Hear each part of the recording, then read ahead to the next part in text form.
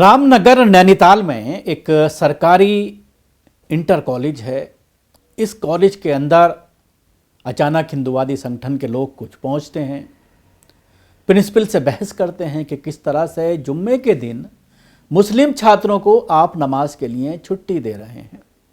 इस पर ऑब्जेक्शन जताया। उसके बाद मामला जब सुर्खियों में आया, जांच बिठा दी गई और प्रिंसिपल साहब के ऊपर एक्शन लेने की बात सामने आ रही है। प्रिंसिपल साहब ये कहते हुए नज़र आए कि फ्राइडे को मुस्लिम छात्र आते ही नहीं थे क्लास करने के लिए, इसलिए उन्होंने उनसे बात की। और ये उन्होंने नहीं की, बल्कि इससे पहले से चला आ रहा है कि मुस्लिम छात्रों को 1-1.5 घंटे की मोहलत दी जाती है नमाज अदा करने के लिए कि वो जुम्मे की नमाज जा कर के अदा कराएं और उसके बाद क्लास किस करें।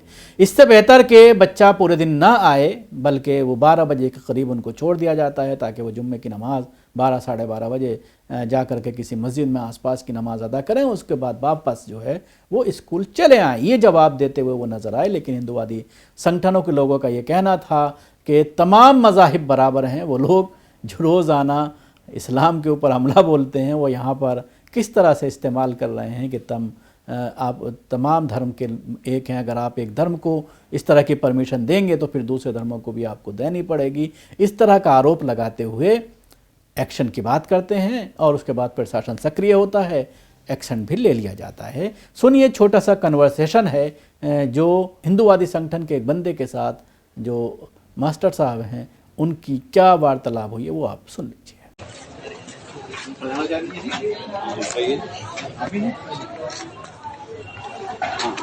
तो शुक्रवार के दिन क्या है यहाँ का हिसाब स्कूल का आपको? ये जो है 5 मिनट तक पढ़ाते हैं बच्चों को। कितने बजे तक? 5 मिनट, 5 पीरियड तक शुक्रवार को केवल। फिर उसके बाद जो ये नमाज वाले होते हैं उनको छोड़ा जाता है बस। अच्छा, बाकी औरों को नहीं कहा जाता है। अच्छा। नमाज वाले ना, उन लोगों की यहाँ मीटिंग हुई थी एक बार। हाँ, असल में बच्चे आ नहीं रहे थे शुक्रवार के दिन। अच्छा फिर ये थोड़ा सा अलग आ गया। अच्छा। तो सवेरे इस टाइम में तो स्कूल में सर्व हिंदू हो, मुस्लिम हो, सिख हो, ईसाई है, सबके लिए शिक्षा समान है। समान है, वो तो सबके लिए समान है। तो केवल एक के लिए कोई एक नया कानून थोड़ी बन सकता है। ऐसा नहीं है ना। देखिए, हाँ उन्होंने कहा हम यहाँ से छुट्टी लेके जाते हैं, पेरेंट्स आते हैं उनके यहाँ पे। हाँ, तो ये पहले से चला आ रहा है। अच्छा यार, ऐसा है।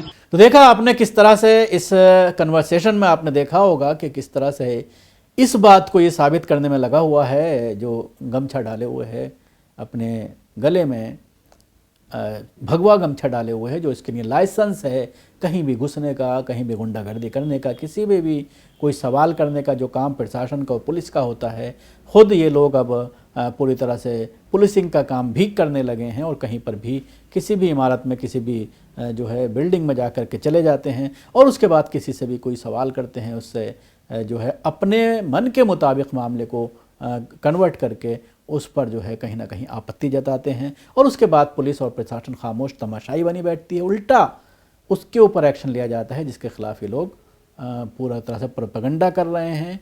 उसको सियासी तौर पर जिस तरह से इस्तेमाल करना चाहते हैं उसमें पुलिस इनका पूरा सहयोग करती है और यही वजह है कि फिर इसमें एक्शन हो भी जाता है।